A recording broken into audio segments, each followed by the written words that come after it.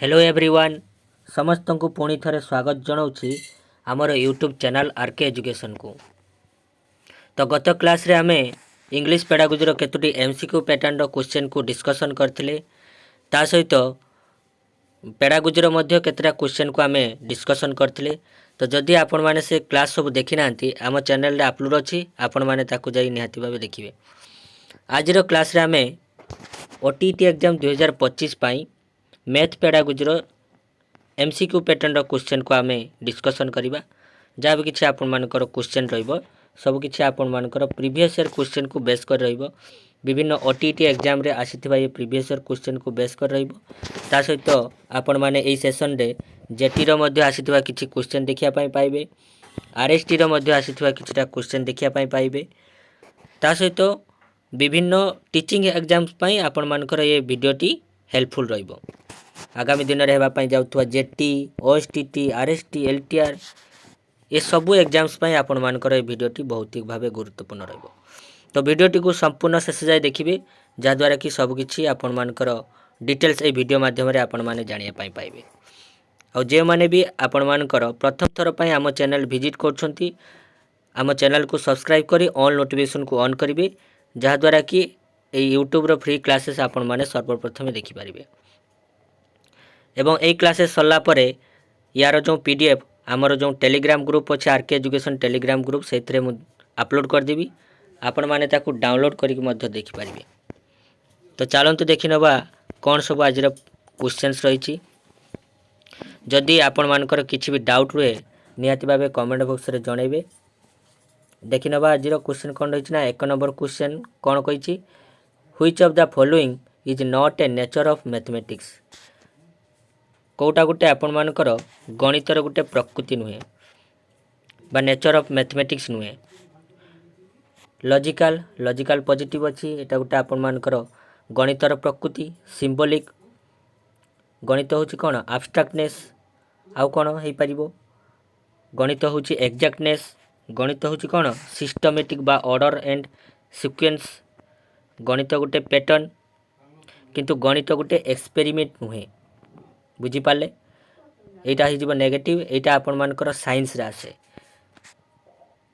बुझीपारे option number D हो यार right answer. Question number 2 देखिवा which of the following is not a characteristic of a good mathematics teacher. कोटा गोटे characteristic नुहे जोटा कि आपण मानकर माने भलो मैथमेटिक्स टीचर पाई। ऑप्शन ए देछि कौन ना a good mathematics teacher should be able to explain mathematics well. Positive अच्छी a good mathematics teacher should have strong classroom management. निहाती भाबे एटा भी माने पॉजिटिव अच्छी। तापर देखंतु a mathematics teacher teaches math through rote memorisation method. Rote memorisation method आमे जानिछंती पिला माननकु मुखस्थीकरण द्वारा पढ़ेले कौन हे शिक्षणटा फलप्रद हम कि। तो जदि आपण माने देखंती गणित केबे भी आपण मानकर मुखस्थीकरण द्वारा पढ़ा जाई कि बा गोटे मैथमेटिक्स टीचर बा जड़े गणित शिक्षक कौन करि परिबे मुखस्थीकरण से पद्धति द्वारा पढ़ेबे कि शिक्षणटा सेते फलप्रद हम कि हबनी। तो ऑप्शन नंबर सी हे जो राइट आंसर एटा नेगेटिव अछि।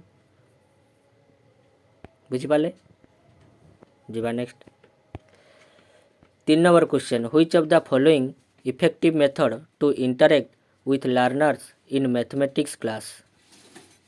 कौटा गोटे इफेक्टिव मेथड हवा दरकार जहाँद्वारा कि पिला मानकर मैथमेटिक्स क्लास प्रति आपण मानकर आग्रह हब बा इंटरेक्ट हेबे। टीचर सेंटर मेथड तो हबनी एथरे पिला मानकर इंटरेक्शन कम थाए बा लेस थाए। लेक्चर मेथड भी हबनी। डेमोन्स्ट्रेशन मेथड भी आपण मानकर नेगेटिव अच्छी किंतु प्ले वे मेथड तो आपण माने देखंतु ऑप्शन डी हे यार राइट आंसर। बुझिपाले पिला मानकु जते आपण मानकर खेल माध्यम रे पढ़ेबे सेते आपण मानकर कोन शिक्षणटा सेते फलप्रद हबो।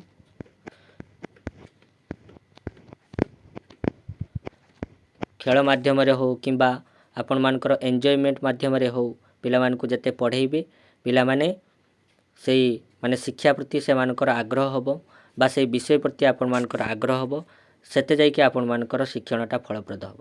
ବୁଝିପାରିଲେ? 4 number question, which of the following approaches of assessment occurs during the learning process? କେଉଁ ଆପଣମାନଙ୍କର ଆସେସମେଣ୍ଟଟା ହୁଏ ଯେଉଁଟାକି ଆପଣମାନଙ୍କର ଲର୍ଣ୍ଣିଂ ପ୍ରୋସେସ୍ରେ ହୁଏ ବା ଶିକ୍ଷାଦାନ ସମୟରେ କେଉଁ ଆସେସମେଣ୍ଟଟା ହୁଏ ବା କେଉଁ ଇଭାଲୁଏସନ୍ଟା ହୁଏ? ଟର୍ମ ଆଣ୍ଡ ଓରାଲ୍ ଟେଷ୍ଟ, ଏଟା ତ ଆପଣମାନଙ୍କର ପୁରା ଲାଷ୍ଟରେ ହୁଏ, ଏଟା ହେବନି, ନେଗେଟିଭ୍ ଅଛି। ଇୟର୍ଲି ଆସେସମେଣ୍ଟ, ଏଟା ବି ଆପଣମାନଙ୍କର ସେଇଥିରେ ଆସିଯିବ ସमेଟିଭ୍ ଆସେସମେଣ୍ଟରେ। ହାଫ୍ ଇୟର୍ଲି ଏକ୍ଜାମିନେସନ୍, ଏଟା ବି ତ ଆପଣମାନଙ୍କର ମାନେ କ'ଣ ଲର୍ଣ୍ଣିଂ ପ୍ରୋସେସ୍ ଯେତେବେଳେ ଚାଲିଥାଏ ସେତେବେଳେ ତ ଏଟା ହୁଏନି। ଆସେସମେଣ୍ଟ ଫର୍ ଲର୍ଣ୍ଣିଂ, এইটা ଆପଣମାନଙ୍କର ହେଇଯିବ। ଆସେସମେଣ୍ଟ ଫର୍ ଲର୍ଣ୍ଣିଂ କ'ଣ ନା ଫର୍ମେଟିଭ୍ ଆସେସମେଣ୍ଟ। ଆମେ ଜାଣିଛନ୍ତି ଫର୍ମେଟିଭ୍ ଆସେସମେଣ୍ଟ କ'ଣ, ଯେତେବେଳେ ଆପଣମାନଙ୍କର ଶିକ୍ଷାଦାନ ଚାଲିଥିବା ସମୟରେ ଯେଉଁ ଆସେସମେଣ୍ଟଟା କରାଯାଏ ସେଇଟା ଆପଣମାନଙ୍କର ଫର୍ମେଟିଭ୍ ଆସେସମେଣ୍ଟ। ଫର୍ମେଟିଭ୍ ଆସେସମେଣ୍ଟ କ'ଣ ନା ଯେଉଁଥିରେ ଆପଣମାନଙ୍କର ପିଲାମାନଙ୍କ ଠାରୁ ଫିଡ଼ବ୍ୟାକ୍ ନିଆଯାଏ, ତା ସହିତ ପିଲାମାନଙ୍କର କେଉଁଠି କ'ଣ ଆପଣମାନଙ୍କର ଯାହା ବି କିଛି ରହିଲା ତାକୁ ଆପଣମାନେ ଦେଖନ୍ତି ଏବଂ ଶିକ୍ଷକମାନେ ମଧ୍ୟ କ'ଣ କରନ୍ତି ନା ତାଙ୍କର ଯେଉଁ ମାନେ ପ୍ରୋଗ୍ରେସ୍ କେମିତି ହେଉଛି ସେଇଟା ମଧ୍ୟ ଆପଣମାନଙ୍କର ଫର୍ମେଟିଭ୍ ଆସେସମେଣ୍ଟ ମାଧ୍ୟମରେ ଜଣାଯାଏ ବା ଜଣାପଡ଼େ। ବୁଝିପାରିଲେ? ତ ଯଦି ଏଇଭଳିଆ କ୍ୱେଶ୍ଚନ୍ ଆପଣମାନଙ୍କର ପଡ଼େ ତ ଆପଣମାନେ ମାରିକି ଆସିବେ ଫର୍ମେଟିଭ୍ ଆସେସମେଣ୍ଟ। ବୁଝିପାରିଲେ? ବା formative evaluation. 5 number question, which of the following is not a part of experimental learning? କେଉଁଟା ଗୋଟେ ଏକ୍ସପେରିମେଣ୍ଟାଲ୍ ଲର୍ଣ୍ଣିଂର ପାର୍ଟ ନୁହେଁ। ଲର୍ଣ୍ଣିଂ ବାଇ ଡୁଇଂ ପଜିଟିଭ୍ ଅଛି, ଏକ୍ସପେରିମେଣ୍ଟାଲ୍ ଲର୍ଣ୍ଣିଂ, ସିନ୍ଥେଟିକ୍ ଆପ୍ରୋଚ୍ ଏସବୁ ଆପଣମାନଙ୍କର ପଜିଟିଭ୍ ଅଛି। ତ ଯଦି ଦେଖିବା activity based approach, option D ହେଇଯିବ ରାଇଟ୍ ଆନ୍ସର୍। ବୁଝିପାରିଲେ?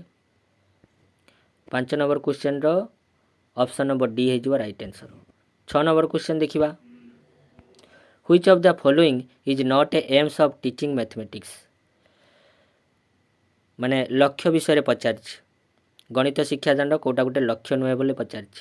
ଡେଭଲପ୍ ଡିସିପ୍ଲିନାରୀ ଏମ୍ ପଜିଟିଭ୍ ଅଛି। ଶିକ୍ଷାର୍ଥୀମାନଙ୍କ ଭିତରେ ଆପଣମାନଙ୍କର କ'ଣ କରାଇବ, ଶୃଙ୍ଖଳା ବଢ଼ାଇବ ବା ଶୃଙ୍ଖଳା ମନୋବୃତ୍ତିଟା ଆପଣମାନଙ୍କର ଡେଭଲପ୍ ହେବ। ଠିକ୍ ଅଛି, ପଜିଟିଭ୍ ଅଛି। To develop in pupils accuracy and efficiency, ପିଲାମାନଙ୍କ ଭିତରେ କ'ଣ କରାଇବ ନା ଏକୁରେସି ଡେଭଲପ୍ କରାଇବ, ତାଙ୍କର ଯେଉଁ ଏଫିସିଏନ୍ସି ତାକୁ ଡେଭଲପ୍ କରାଇବ କ'ଣ ନା ମ୍ୟାଥମେଟିକ୍ସ ଟିଚିଂ ଦ୍ୱାରା। ଏଇଟା ଗୋଟେ ଲକ୍ଷ୍ୟ ହେବା ଦରକାର, ନିହାତି ଭାବେ ପଜିଟିଭ୍ ଅଛି। To create in pupils an enduring interest for the subject, ଗଣିତ ଶିକ୍ଷାଦାନର ଆଉ ଗୋଟେ ଲକ୍ଷ୍ୟ କ'ଣ ନା ପିଲାମାନଙ୍କୁ ସେଇ ବିଷୟ ପ୍ରତି ଆଗ୍ରହ କରାଇବ, ନିହାତି ଭାବେ ପଜିଟିଭ୍ ଅଛି। କିନ୍ତୁ individual learning differences,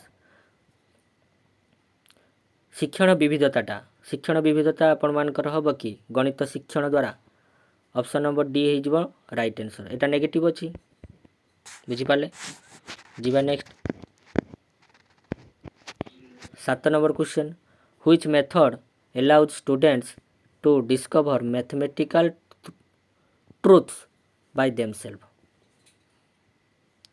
discover method ଯେତେବେଳେ ଆପଣମାନେ ଦେଖୁଛନ୍ତି ସେତେବେଳେ ଆପଣମାନେ ହ୍ୟୁରିଷ୍ଟିକ୍ ମେଥଡ଼କୁ ଭାବିବେ, ଆବିଷ୍କାରମୂଳକ ପଦ୍ଧତି ଯେଟା ଆପଣମାନେ କୁହନ୍ତି।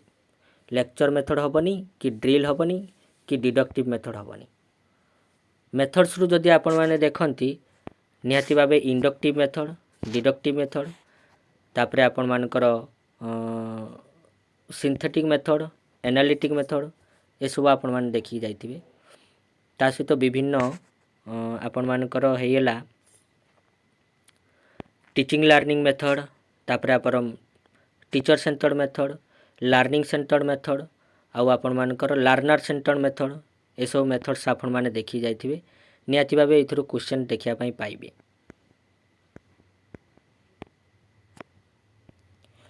8 number question, which of the following is a psychomotor objective?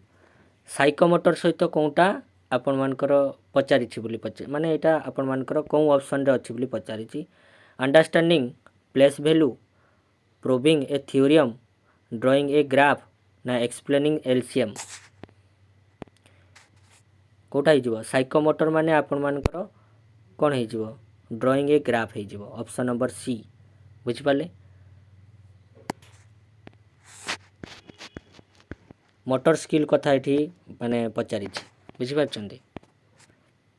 9 number question which of the following is a demerits of heuristic method which of the following is a demerits of heuristic method आविष्कारमूलक पद्धतिर कौटा गोटे असुविधा अटे बोली पचारि development of scientific attitude learning through independent efforts ना too much expectation from the student heuristic method of is A psychological method आविष्कारमूलक पद्धति गोटे साइकोलॉजिकल मेथड पॉजिटिव अच्छी बुझीपार लर्निंग थ्रू इंडिपेंडेंट एफर्ट्स स्वाधीन भाव में से शिखिबे पिलामानकर माने शिक्षणटा सेते फलप्रद हम आविष्कारमूलक पद्धति द्वारा से माने नुआ नुआ कथा जानवे से माने नुआ नुआ कथा शिखिबे स्वाधीन भाव में तो सेटा पॉजिटिव अच्छी तापरे साइंटिफिक एटीट्यूड भी मध्य आपण मानकर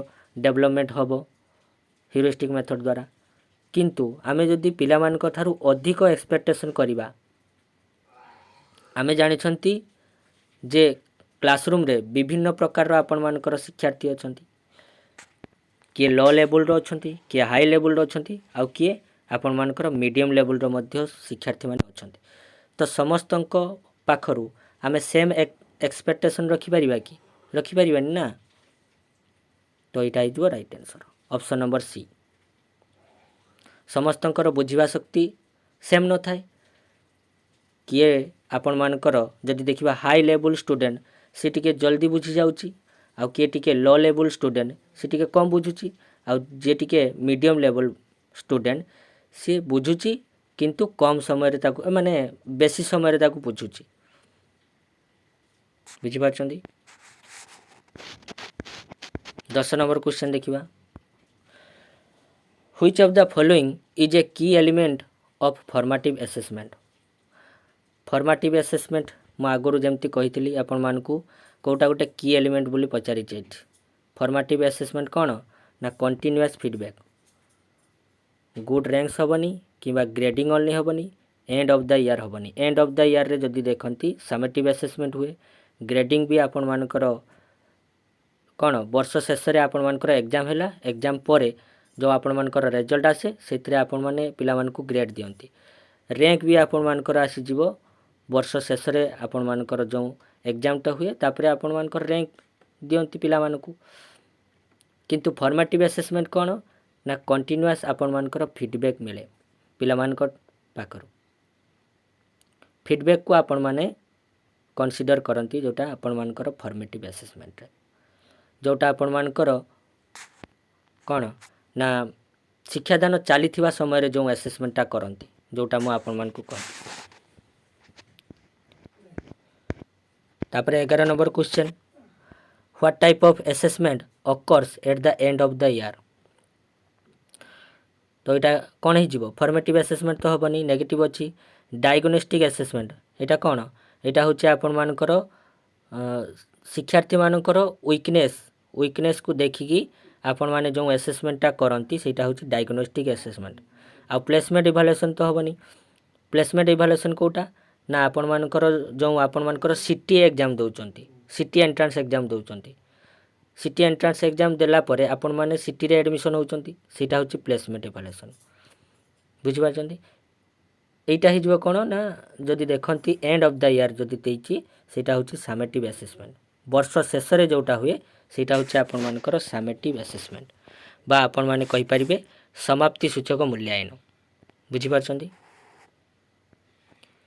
सिंपल आपण माने मन रखंतु फॉर्मेटिव असेसमेंट होची आपण मानकर शिक्षादान चली समय रे जो असेसमेंटा हुए डायग्नोस्टिक असेसमेंट कौन ना शिक्षार्थी मानकर दोष दुर्बलता जानिया जो असेसमेंटा करा जाए सीटा डायग्नोस्टिक असेसमेंट आ प्लेसमेंट इभालुएसन कौन ना प्रवेशिका परीक्षा रे जो आपण मानकर इभालुएसनटा करा जाए बा जोटा मु उदाहरण देली आपण मानकर सिटी एग्जाम जमती एडमिशन होउचंती जो आपण मानकर एंट्रांस टे कराउची सेटा होची प्लेसमेंट इभालुएसन आ समेटिव असेसमेंट जमती कहली वर्ष शेष में जोटा करा जाए सीटा समेटिव असेसमेंट। असेसमेंट रु निहाती गोटे कि दुटा क्वेश्चन आसी निहाती देखी जाए। 12 number question mathematics learning becomes meaningful when. जो गणित शिक्षादानटा केते बेले आपण मानकर मीनिंगफुल हम टॉट क्विकली शीघ्र शीघ्र पढ़े देवा ना link to daily life positive नहीं पारिबा ना मेमोराइज्ड मुखस्थीकरण द्वारा ना नॉट क्वेश्चन क्वेश्चन माने प्रश्न कौन भी पचारानी कौटा हो लिंकिंग इन डेली लाइफ। जातीय पाठ्यक्रम आधार अनुसार कौन कहुई ना गणित शिक्षादानटा कौन ना पिला मानकर बाहर जीवन सहित बा माने कौन शिक्षाटा कौन ना स्कूल बाहर को बा परिवेश रु जमती पिला माने शिखी पारिबे ता उपरे गुरुत्व दिया जातीय पाठ्यक्रम आधार अनुसार देले जाइए आपण मानकर जो लर्निंगटा अच्छी सेटा आपण मानकर मीनिंगफुल हो पारिबो बा शिक्षणटा सेते आपण मानकर दीर्घस्थायी हो पारिबो। पिला माने कौन करिवे ना परिवेश रु शिखिबे पिला माने सेमानक परिवेश सहित परिचित हेबे देले जाइए आपण मानकर कौन ना शिक्षणटा दीर्घस्थायी हेबो। एटा जातीय पाठ्यक्रम आधार अनुसार तार गोटे नीति बुझिपारछंती। तो गणित शिक्षादान भी से भाई आपण मानकर मीनिंगफुल केतेबेले हेबो जेतेबेले डेली लाइफ सहित आपण मानकर मैथमेटिक्स को जोड़िबे बा गणित शिक्षादान को रिलेट करिवे। ऑप्शन नंबर बी हो right answer. 13 number question activity based learning helps to. Activity based लर्निंगटा आपण मानकर कौनथरे हेल्प करी बोली पचारिछि। मेमोराइज फैक्ट्स मेमोराइज देछ माने एकटा नेगेटिव तापरे एवॉइड हार्डवर्क को एवॉइड करवा कि नेगेटिव अच्छी। फोकस ओनली टेक्स्ट बुक केवल टेक्स्ट बुक को फॉलो करवा कि। एक्टिविटी बेस्ड लर्निंग कौन करे ना अंडरस्टैंड एब्स्ट्रैक्ट कॉन्सेप्ट बुझे। ऑप्शन नंबर बी हो यार राइट आंसर।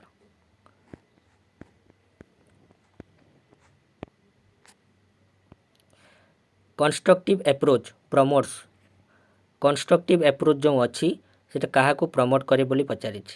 पैसिव लर्निंग तो हेनी नेगेटिव अच्छी। मेमोराइजेशन एटा भी हेनी। कॉपिंग नोट को कॉपी करवा एटा कौन कंस्ट्रक्टिव अप्रोच प्रमोट करे कि नुहे एटा कौन हो ऑप्शन नंबर सी हो एक्टिव एक्सप्लोरेशन। पिला माने जते एक्टिवली पार्टिसिपेशन करिवे जते आपण मानकर एक्टिव एक्सप्लोरेशन करिवे जते आपण मानकर एनवायरनमेंट रु आपण मानकर शिखिबे जते आपण मानकर कौन पिला माने जते बेले आपण मानकर खेल द्वारा हो किंबा एंजॉयफुल आपण माने लर्निंग करूछंती सेतेबेले कौन ना पिला माने अधिक रु अधिक किछि शिखुछंती एवं सेमानकर से विषय प्रति आग्रह बढ़ुची एवं सेते शिक्षणटा फलप्रद होची। तो सेथिपाई कहुई कौन ना पिला माने जेते एक्टिवली पार्टिसिपेशन करिवे बा जेते आपण मानकर एक्टिवली समस्तक सहित किंबा से विषय सहित जड़ित हेबे सेते आपण मानकर शिक्षणटा दीर्घस्थायी हेबो बा फलप्रद हेबो।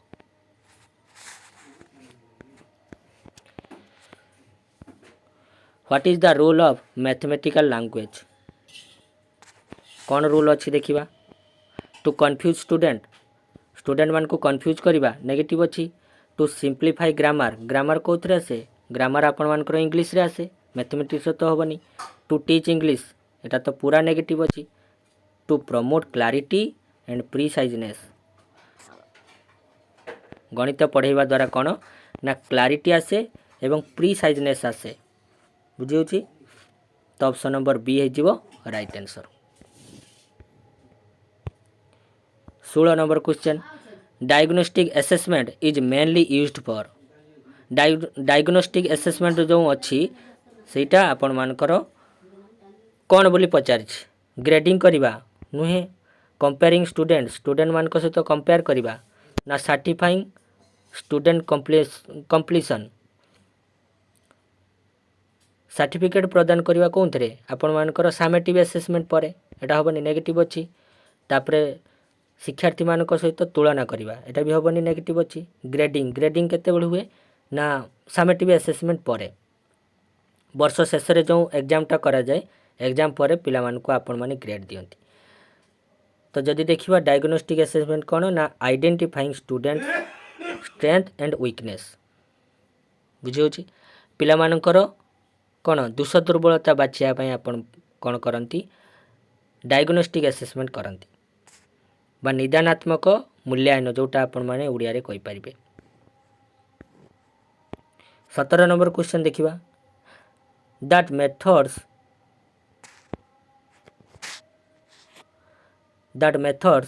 that focus on identifying and solving real life problems in a systematic manner रे आपण मानकर जो मेथडटा आपण मानकर फोकस करती जोटा कि आपण मानकर डेली लाइफ सहित बा रियल लाइफ माने प्रॉब्लम सॉल्विंग सहित जड़ित अटे कौ मेथडटा प्रोजेक्ट मेथड ना ऑब्जर्वेशन मेथड ना डिस्कवरी मेथड तो देखंतु एटा कौन है एटा उप प्रॉब्लम सॉल्विंग मेथड बुझे ऑप्शन नंबर बी है right answer 18 number question what is primary advantage of the project method जो आपण मानकर प्रकल्प पद्धति अच्छी से प्रकल्प पद्धति माने मुख्य सुविधा कौन बोली पचारिछे इट एनकरेजेस रूट लर्निंग प्रकल्प पद्धति कौन आपण मानकर मुखस्थीकरण को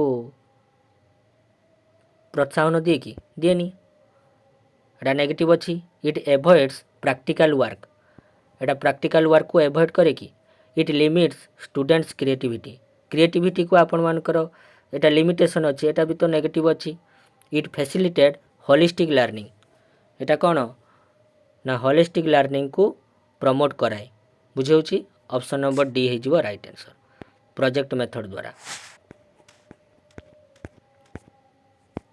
19 number question continuous comprehensive evaluation emphasises continuous comprehensive evaluation कौन बोली पचारछे एठी only written exams only this is negative rewarding topper मान को रिवार्ड करिया पुरस्कार देवा एटा कौन कंटिन्यूअस कॉम्प्रिहेंसिव इवैल्यूएशन ना टीचिंग ग्रामर पढ़ेबा खाली students overall development continuous comprehensive evaluation कौन ना शिक्षार्थी मानकर ऑल ओवर डेवलपमेंट हम सेटा हूँ आपण मानकर कंटिन्यूअस कॉम्प्रिहेंसिव इवैल्यूएशन बुझे ऑप्शन नंबर सी है राइट आंसर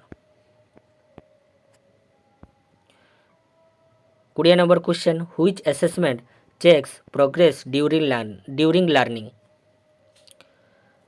जो शिक्षादान समय रे जो आपण मानकर प्रोग्रेस केते कौन प्रोग्रेस है ताको आपण माने चेक करती कौन असेसमेंट रे कही मु आपण मानकू सेटा होचे फॉर्मेटिव असेसमेंट बुझे ऑप्शन नंबर सी है राइट आंसर तो ये थिला आपण मानकर मैथ पेडागोजी केतोटी इंपोर्टेंट क्वेश्चन जदि क्लास टी भल लगी तेबे निहाती भावे लाइक करेंगे आउ जहाँ भी किसी आपण मानकर डाउट्स रही कमेंट बॉक्स रे निहाती भावे जणेबे देखा पुणी थरे यही भली सुंदर क्लास रे जदि आपण माने ए सब क्लास को देखिया पाई चाहती आम चैनल को सब्सक्राइब करी ऑल नोटिफिकेशन को ऑन करेंगे जहाँद्वारा कि सबकि क्लास आपण माने देखिया पाई पाइबे आज एतिकी रोची जय जगन्नाथ।